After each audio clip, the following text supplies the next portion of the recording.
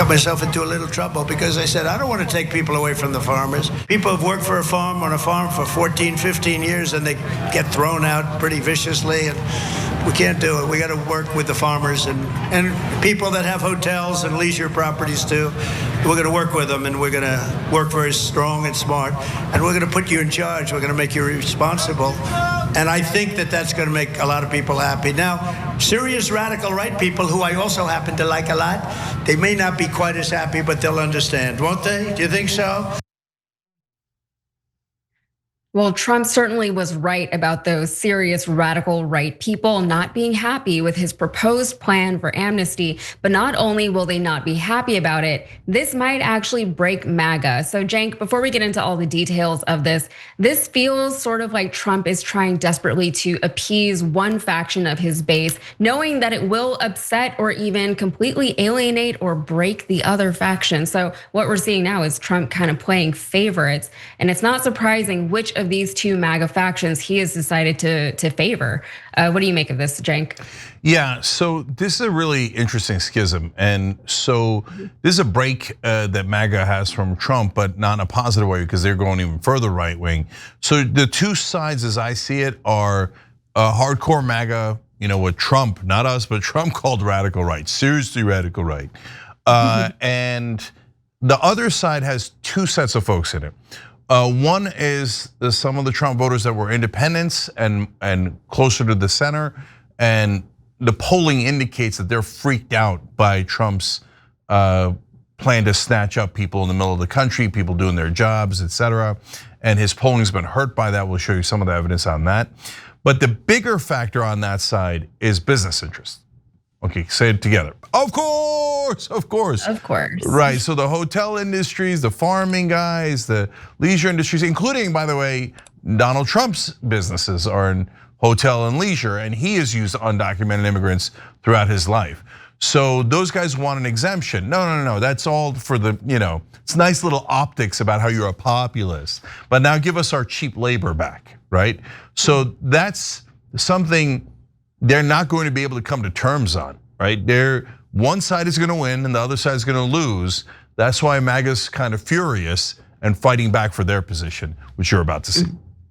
Yeah, and this all kind of feels inevitable because these two factions of MAGA have always been present, right? There was always, like the more the rally goers, let's call them, and then there were the business people who were voting for Trump because it serves their pocketbooks and their bank accounts to do so. So over the past few months, we've seen Trump actually follow through on his promise of mass deportations and detainment of immigrants. So here's some reporting from NPR. It says new data is giving the clearer picture of exactly what that looks like. At least 56,000 immigrants are being held in ICE detention. According to the Deportation Data Project, a group that collects immigration numbers, about half the people in detention don't have criminal convictions. And that particular group of people is the group that has grown the most in recent months in these detention camps. So here's more from NPR. It says NPR's review of ICE data found that the number of people without criminal convictions in detention nearly doubled since May, more than any other group of detainees.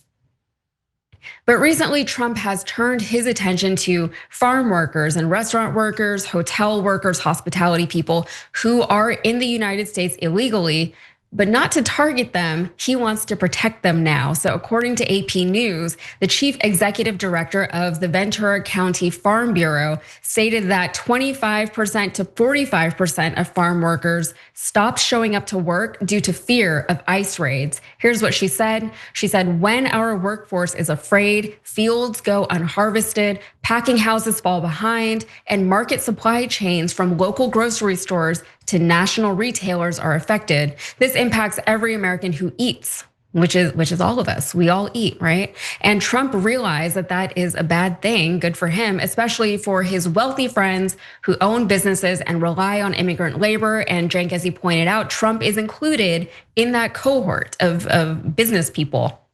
So during a rally on Thursday, Trump announced that he was working on legislation that would allow migrant farm workers who enter the country illegally to stay if their employer could vouch for them. So let's watch that. The farmers, some of the farmers, many of you sitting right here, I have 4 friends right in the 5th row, but some of the farmers, they've had people working for them for years, and we're going to do something. We're working with Christie, and we're going to do something that we're going to sort of put the farmers in charge. They work very hard, and they know them very well, and some of the farmers are literally, they cry when they see this happen. If a farmer is willing to vouch for these people, in some way, Christy, I think we're going to have to just say that's going to be good, right? We're going to be good with it, because we don't want to do it where we take all of the workers off the farms. We want the farms to do great, like they're doing right now. And we're working on legislation right now, Susie, right? So generally, MAGA is not too happy about this, and they're starting to warn Trump that if he actually follows through with this legislation, it will break MAGA. So Charlie Kirk, one of Trump's biggest supporters, actually lashed out at Trump and the ruling class, pushing Trump to offer amnesty to farm workers. Take a look. As I am doing this broadcast, and this is bigger than anything with Epstein, this is bigger than anything with tax cuts. It is happening right now in Washington, D.C. And I can say this from firsthand experience, that people are pushing President Trump for amnesty. They are pushing him for mass legalization of illegals. Now, President Donald Trump, of course, would never push for amnesty, but President Donald Trump said something at a rally on July 3rd, and my phone lit up like you wouldn't imagine. President Donald Trump speaking at the Iowa rally saying that we might need to do some form, he didn't use the word amnesty, but some form of soft amnesty. And I could tell you now through other reporting that I've been able to do and phone calls, there is a major push right now to do a bipartisan amnesty deal, a major push. People are trying to push the president. Hey, you got the money for ICE. Now we need to go move to the middle on immigration. So the Daily Wire's Michael Knowles also slammed Trump on the matter. Let's watch him. Serious radical right people who I also happen to like a lot. They may not be quite as happy, but they'll understand, won't they? Do you think so? A relatively subdued response from the crowd. And President Trump acknowledges, he says, look, we love our radical right people, but they're not going to like amnesty for illegal aliens who work on farms. But, they'll understand, right? And there's a subdued reaction from the crowd. And the reason is this. As I've said before, Trump gets it right 99.7% of the time. But I'm not just the cheerleading section for Trump. I really like the guy. I really like him a lot, as you know, and have for 10 years. And I think he's done a lot of great stuff. I think this could be a perilous objective for him. 11 million to 16 million illegal aliens in this country. If you want to actually start to rectify that situation, you can't just deport the ones with face tattoos. You do kind of have to deport Abuela. You do, eventually at least. You can't have just random carvets. Well, if you work on a farm, as if what? Illegals who work on farms can't commit crimes? And it's not only Trump supporters who are breaking with him on this, it's also his own administration. So earlier today, Agriculture Secretary Brooke Rollins went back on Trump's claim and stated there would be no amnesty offered to people like farm workers.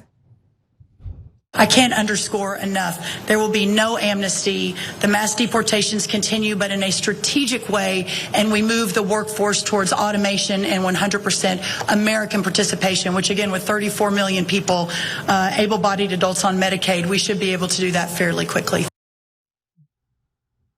All right, but to that end, are there actually able-bodied Americans who are willing to do those jobs? Last month, Republican Representative Andy Harris suggested to reporters there has to be an effort to figure out how to make sure that we have the workforce we need, whether it's H-2A, H-2B, whether it's, again, a different category that will result in having an adequate number of workers here in the United States to keep the economy going. But it's unclear if and when that sort of legislation would be introduced, especially since you also have the likes of Tom Homan, who Trump commended actually during his speech announcing the legislation, stating that non-criminal migrant deportations would continue. Let's watch that. You're in the country legally, you're not off the table. I mean, I see people, saying we're arresting non-criminals. Well, they're in the country illegally. That's our job. And we told ICE agents in the process going out looking for the bad guy. And this is the problem with sanctuary cities. When we go to the community to go find the criminal, many times they're with others that may not be a criminal target, but they're in the United States illegally. They're coming too. We're going to force immigration law. So, Cenk, there's a lot that is troubling about everything that we're watching right now. The question that I have is, who is in charge here? Who actually knows what is going on? And also the idea that, he started off promising gang members and criminals and whoever else, and now we're seeing all these other immigrants. If you have a quota for how many immigrants you have to deport, you're gonna have to start deporting people who do not fit that very narrow category of criminals and gang members. This was always the inevitable end that was coming. And another thing that I find very upsetting about all of this, apart from the very obvious, is that this is yet another case of the Trump administration staring a problem in the face, seeing it coming and doing nothing to help resolve it. Instead, they're actually making it worse. I'm not just talking about immigration, I'm talking about jobs. I'm talking about how we already are living in a very unstable job market, right? People between AI and Doge, they are getting laid off from very high level jobs faster than we can figure out what to do with all of them.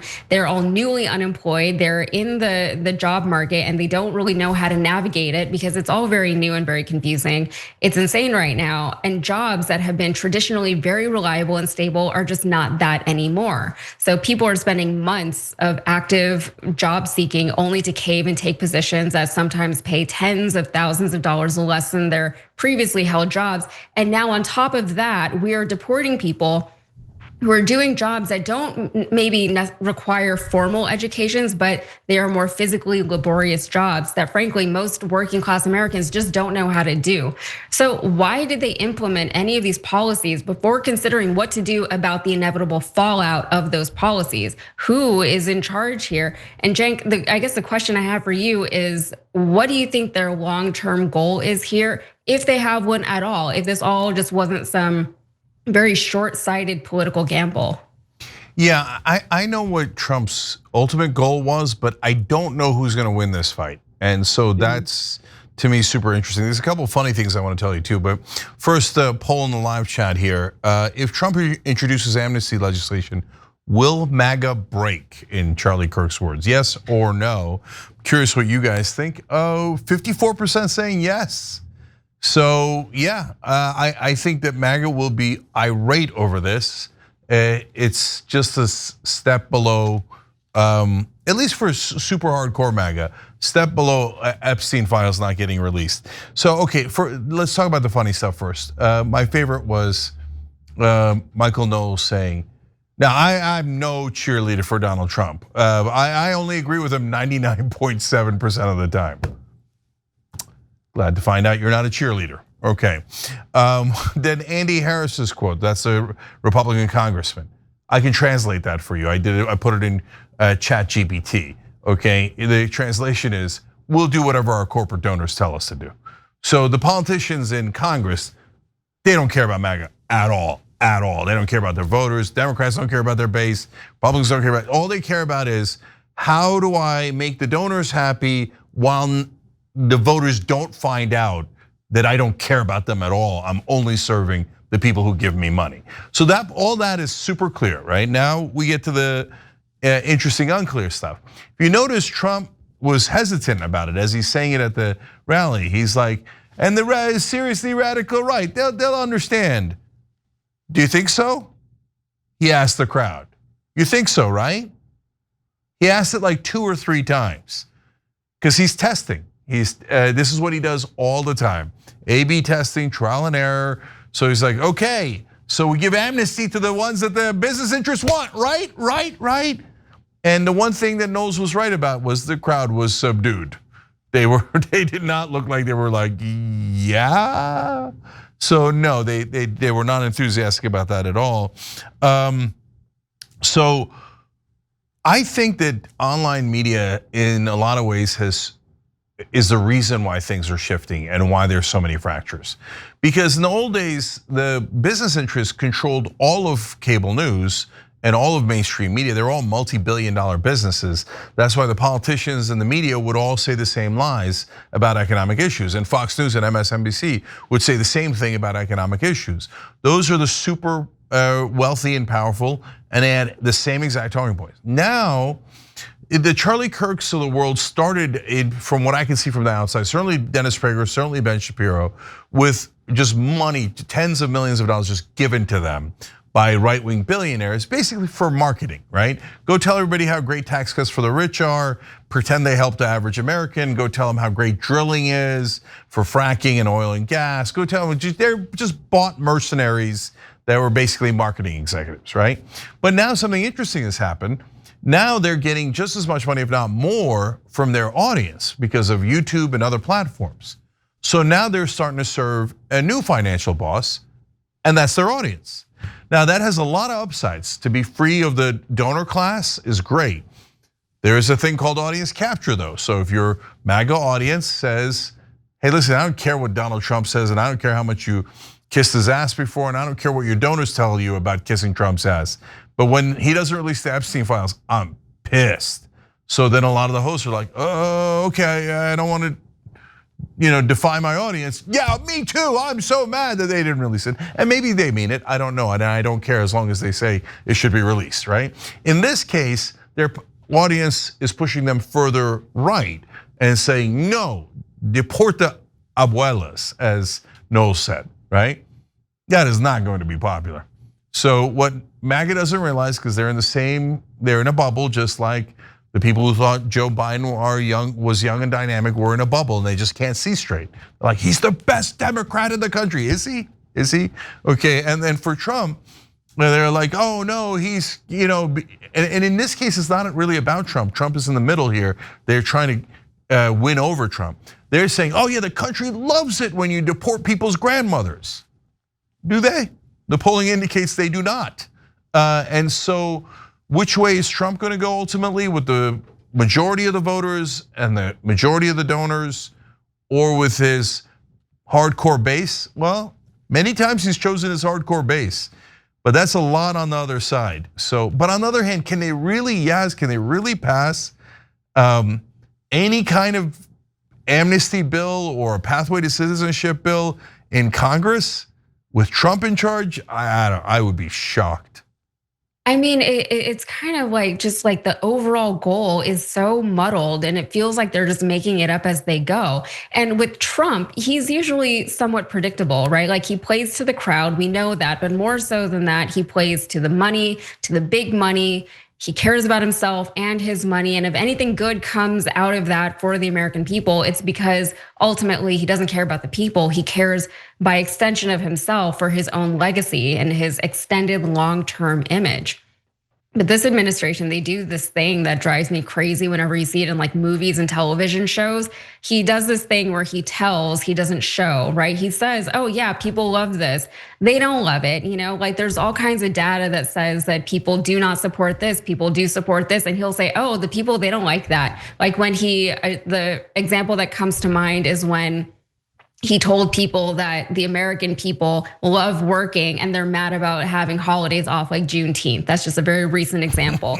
But he does all these things and it's so ridiculous. And he has to get that feedback from his rally crowds because as we know, that is how he has implemented some of his most popular or longest lasting, I'll say, policy decisions and legislation. Build a wall happened as a rally cry at a rally and people cheered for it. So he was like, all right, well, I guess we'll build a wall, So it doesn't feel like there's any kind of strategic planning here. It doesn't seem like there's any kind of long-term thinking here. It just feels like they're trying their best to appease as many people as they can while getting exactly what they want out of this deal. Trump doesn't want to upset his very, very wealthy friends. He doesn't want to upset his own business dealings and the Trump corporation and all that entails. We all know that he employs illegal immigrants. We all know that he doesn't pay his workers. We all know that he loves cheap labor.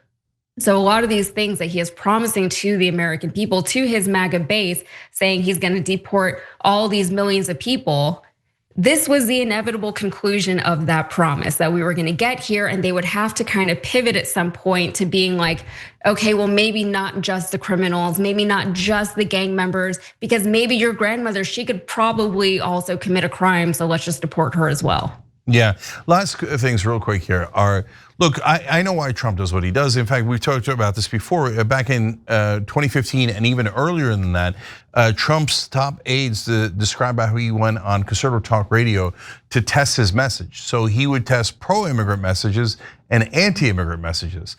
And anti-immigrant messages, of course, unsurprisingly with a right-wing audience, worked a lot better. And so he decided to go in that direction. But look at that story that they admit to. It's in my book. You can see the exact quotes. Justice is Coming is the book.